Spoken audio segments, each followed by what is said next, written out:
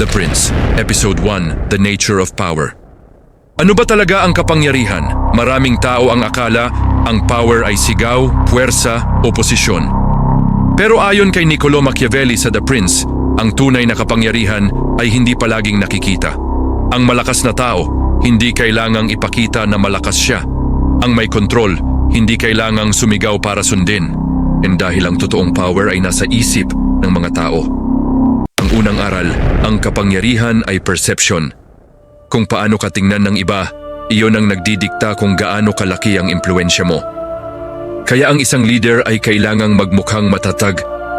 Kahit sa loob, may takot at pagdududa.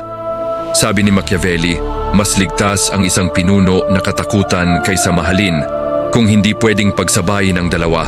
Hindi dahil masama ang pagiging mahal, kundi dahil ang takot ay mas kontrolado. Ang pagmamahal ay nakadepende sa emosyon ng tao. Ang takot nakadepende sa konsekwensya. At sa mundo ng kapangyarihan, ang emosyon ay pabago-bago, pero ang interes ng tao, palaging makasarili. Ikalawang aral, ang power ay nangangailangan ng disiplina sa sarili. Ang pinunong padalos-dalos, madaling manipulahin. Ang pinunong emosyonal, madaling pabagsakin. Kaya ang tunay na may kapangyarihan, marunong magpigil, marunong maghintay, at marunong kumilos sa tamang oras. Ikatlong aral, ang kapangyarihan ay hindi permanenteng ibinibigay, ito ay pinoprotektahan.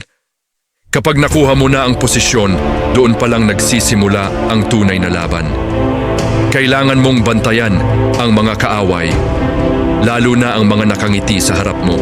Dahil ayon kay Machiavelli, mas delikado ang kaibigang may ambisyon kaysa sa lantad na kalaban. Sa huli, ang power ay hindi tungkol sa pagiging masama o mabuti. Ito ay tungkol sa pag-unawa sa tunay na ugali ng tao. Kung gusto mong magkaroon ng impluensya, kailangan mong makita ang mundo hindi kung ano ang dapat, kundi kung ano talaga ang totoo. Ito ang unang aral ng The Prince. Ang kapangyarihan ay hindi ibinibigay.